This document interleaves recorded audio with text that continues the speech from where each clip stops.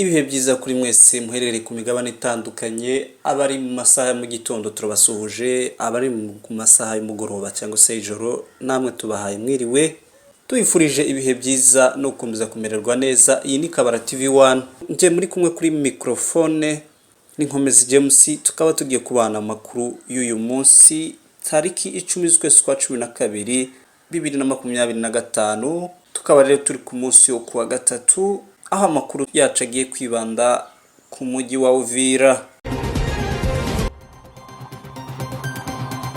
Turabibutsa ko mwafata gusa amasegonda nkangahe mugakanda subscribe kuri Kabara TV1 kugira ngo tuzajya dukomeza kubana amakuru akurikira.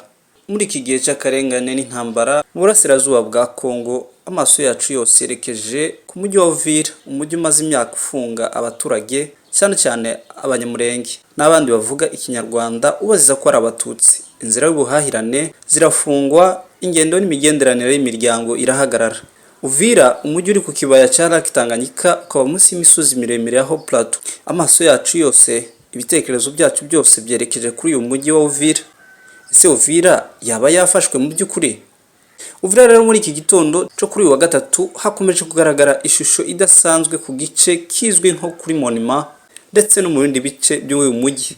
Nta musirikare n'umwe wa FARDC uri kuhagaragara, nta wazalendo n'umwe uhari, nta gisirikare cy'u Burundi ndetse n'uruhande rwa FC23 MRDP twirwaneho bari kuhagaragara. Abaturage batangaza ko kuva mu masaha yo mu rukerera nta musirikare n'umwe wigeze ugaragara muri ako gace. Ibi bibaye mu gihe gisa neza n'icabaye imbere y'iminsi mike ubwo hatangazwaga ifatwa ry'umujyi wa Bukavu. Nabwo hakaba harabonetse iki gihe cyo guceceka no kutagaragara kw'ingabo zose mbere y'uko amakuru atangazwa ko uyu mujyi wafashwe. Isesengura, kuki habaye ikicuho cy'ingabo muri Uvira? Uvira ni umujyi uri hasi y'imisozi ya Haut Plateau, kandi mu by'ukuri nta ruhande na rumwe rwakwemeza ubusugire bw'uyu mujyi wo mu kabande atarabona ko imisozi iri hejuru y'uyu mujyi ayifitiye 100%.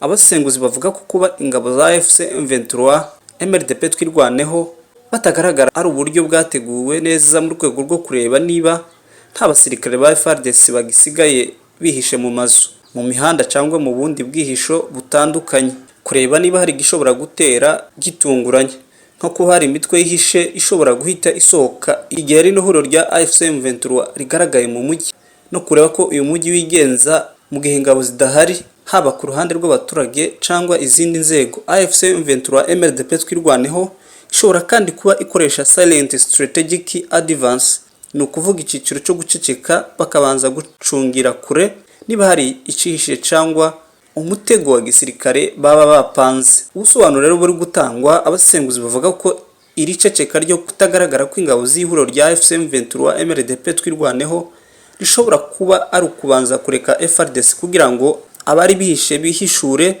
kwigarura imisozi n'inkengero mbere yo kumanuka neza mu mujyi, cyangwa gucunga uko u Burundi bugenda bwitwara muri iyi mirwano ikomeje. Bityo rero tubitegerezanya amatsiko bidatinze AFC/M23 MRDP twirwaneho gukora meeting n'abaturage ba Uvira ni very soon. Tukire muri umujyi wa Uvira, reka tuvuge ku butumwa Maître Moise Nyarugabo yagejeje cyangwa se yageneye abaturage ba territoire ya Uvira. Mu butumwa rero yabageneye binyuze mu buryo bwa video, umunyapolitike akaba n'umunyamategeko Maître Moise Nyarugabo yasabye abatuye uyu mujyi kwirinda urujijo no kwanga kumva ibihuha. Abizeza ko ingabo zageze muri uwo mujyi zifite inshingano imwe rukumbi, ariyo kurinda umutekano w'abasivile. Mu magambo ye, Maître Moise Nyarugabo yagize ati: ingabo mubona zigezaho sabanzi banyu, nta kibazo na kimwe mufitanye, ahubwo zaje kubarindira umutekano, kandi mu minsi mike muzabona itandukaniro mu mibereho yanyu. Yavuze kandi ko intego nyamukuru y'izi ngabo ari ugusubiza ituze mu bice bimaze iminsi bihungabanyijwe n'intambara no gutanga umutekano wizewe ku baturage, ubucuruzi n'ibikorwa remezo by'ingenzi. Yasoje asaba abaturage b'uyu mujyi wa Uvira ndetse no mu nkengero z'umujyi wa Uvira gukomeza gushyira hamwe no gutuza, bakareka kugira ubwoba no gukomeza kumva ibihuha bya leta ya Kinshasa. Reka dukomereze i Kinshasa, ubwo ejo ku itariki 9 bizihizaga umunsi mpuzamahanga witwa Journée internationale pour la dignité et la mémoire des victimes de génocide, Repubulika Iharanira Demokarasi ya Kongo yongeye kugaragaza ikibazo anatera hejuru ahamagarira amahanga ko yakwemera ku byaha bya jenoside byakorewe ku butaka bwayo ndetse bikomeje no gukorwa kugeza magingo aya, nkuko ibiro bya Perezida Felix Antoine Tshisekedi bibitangaza. Igihugu ca Kongo gihanganye n'intambara ifite ubukana n'ubugome bitigeze bibaho mu mateka yacu. Imirwano irimo ibikorwa by'uruhare rukomeye rw'ingabo z'u Rwanda RDF bifatanyije n'abarwanyi ba AFC M23. Ayo marorerwa arimo ubwicanyi, gufata bugwate, gusenya imiryango n'imiturire, byose bikaba byaragaragajwe n'ibimenyetso bifatika bigaragaza umugambi uhamye ushobora kuba mu rwego rwa jenoside. Mu gihe imyaka myinshi ishize ibyo byaha byagumye mu mwijima, biracecekwa, birirengagizwa cyangwa se biranahakanwa. Leta ya Kongo ihamagara amahanga guhagurukira iki kibazo, igasaba ko buri mashyirahamwe mpuzamahanga ashinzwe ikiremwamuntu ndetse n'imiryango yindi mpuzamahanga bihuriza hamwe imbaraga mu gukumira ubundi bwicanyi no guha agaciro abazize iyo jenoside. Ibiro bya Perezida Tshisekedi bitangaza ko buri munyagihugu wa Kongo wahitanywe n'ayo marorerwa afite uburenganzira no guhabwa icubahiro ku kuri no ku ngaruka z'ubutabera. Uko no mu bindi bihugu byagize amateka yo kurokoka jenoside, RDC irahamagara amahanga ko kwiyambaza ubutabera ariyo nzira yonyine ishobora kuvamo amahoro arambye ndetse n'ubwiyunge bw'ukuri. Irangiza ivuga ko ihagaze mu murongo umwe n'amahanga haranira guha ijwi abapfushije ababo, kwibuka abishwe urw'agashinyaguro no kurwanya ibikorwa byose by'ubugome bigamije kurimbura amoko cyangwa imiryango runaka.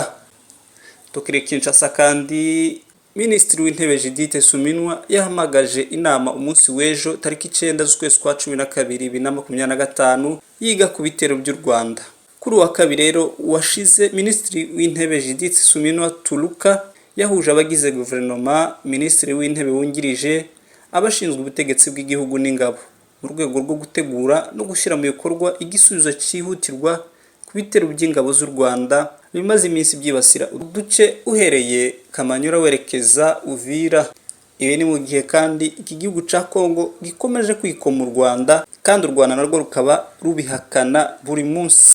Andi makuru atari meza ageze kuri Kabara TV1 none ahangaha navuga urupfu rw'umuhungu w'umunyamurenge wishwe na Wazalendo mu mujyi wa Uvira mu gitondo cy'uyu munsi. Mu by'ukuri bikaba atari ubwa mbere Abazalendo bagiye bigamba ko bazica abanyamurenge, none kuvaho babona ko intare za Sarambwe zibasumiriye zibageze hafi, batangiye gukora bya bindi biyemeje ko bazakora. Ibi tukaba dukomeje kubyamaganira kure ndetse tunasaba ko nanone ingabo z'ihuriro rya FC M23 MRDP twirwaneho bakora uko bwakabaga kugira ngo bakomeze bashobore kurinda cyangwa se kubohora abaturage cyane cyane abavuga ururimi rw'ikinyamurenge ndetse n'ikinyarwanda, dore ko aribo bagenda bibasirwa cyane bazira uko baremwe. Ati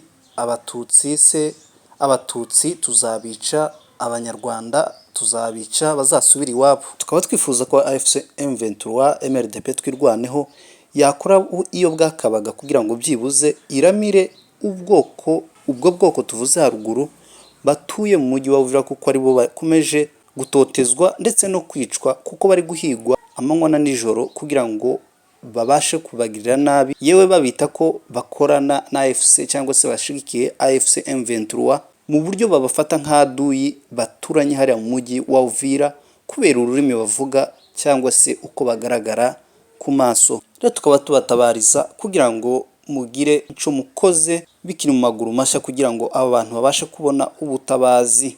Tukiri mu mujyi wa Uvira kandi hari amakuru akomeje gucicikana avugwa ndetse hari n'amavideo agaragara Wazalendo barimo gukomeza kwidegembya mu mujyi wa Uvira, banagaragaza yuko umujyi utigeze ufatwa cyangwa se umujyi ugitekanye, bavuga yuko umujyi ukiri mu maboko yabo, bakigaragaza ko umujyi ukiri mu maboko ya Wazalendo nta M23 irigere ugeramo ndetse itazanawugeramo. Tubibutse yuko Wazalendo bagiye bagaragara mu bikorwa by'ubugizi bwa nabi bwo kwica abaturage, guhohotera abaturage, kubafata ku ngufu, kubanyaga ibyabo, kubambura ibyabo, gushyira bariyeri atandukanye ku mihanda, kubuguza abaturage ku rwego rwo hejuru, bityo rero ako kavuyo kakaba ariko twifuza yuko karangira, amahoro akaboneka ku rwego rusesuye, abantu bakongera gutura nk'uko bahoze batura kuva na kera. Rero iby'umujyi wa Uvira biraza gusobanuka neza aho buza kwirira, turaza kumenya neza mu by'ukuri ese ni bande bafite uyu mujyi wa Uvira, ese ni AFC M23 iri kukontorora cyangwa mu by'ukuri ntabwo irawugeramo 100%. Mugire ibihe byiza rero, mwari kumwe na Nkomezi James, iyi ni Kabara TV 1, ntimukayibe kure, turakagaruka.